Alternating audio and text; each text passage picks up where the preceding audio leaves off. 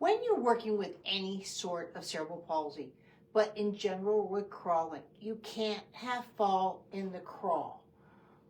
We have the crawling course, guys, but really the organization of movement has really deviated. The absolute horizon was not established, and you really may have to make sure that the eyes are okay.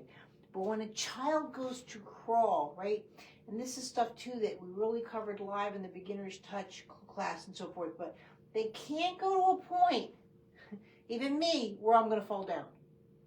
Right? Once there's fall, you're not strong enough to prevent the crawl. What do we want with CP or don't want? We don't want strong. They're strong enough, right? But that sway is what you're after. There's no pubic bone strike, so it's swaying back and forth, right? But she's at the point, even when she's trying to get up, that the fall's going to be there, right? And so once the fall has happened, you don't have development anymore. So when there's crawling and there's falling wins, right? Falling always wins.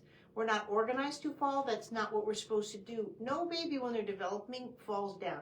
Yeah, they might trip over something and so forth, but the fall shouldn't even be seen by me, right? Because it's all about weight transfer.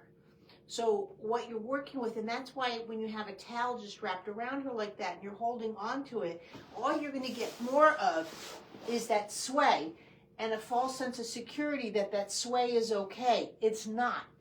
Because again, no, it doesn't matter if it's a bridge or my body or your baby's body. When the sway goes too far, again, you're going to get fall. And so going back and working on that weight transfer, and this is why a lot of kids quote army crawl, but it's not a crawl either, right? Because they go to reach and that's where they're at. They're falling down. Right? You do not see kids going in and out of crawling like that. It's just not, it's not optimal, but it's not a development, and it shouldn't be happening. And so that's what you need to work on.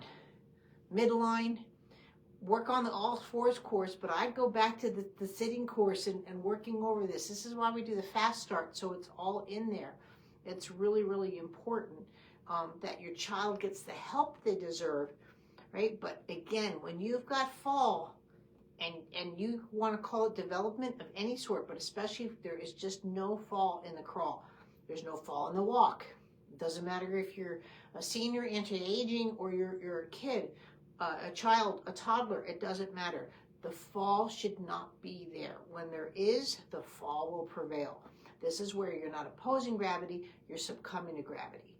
Right? And the more and more she's trying to use strength, or she's trying to move, but move without falling, this is where you're going to get huge deviations in development that you don't want to exist. So please, you need to start working on her right away with that. Thanks.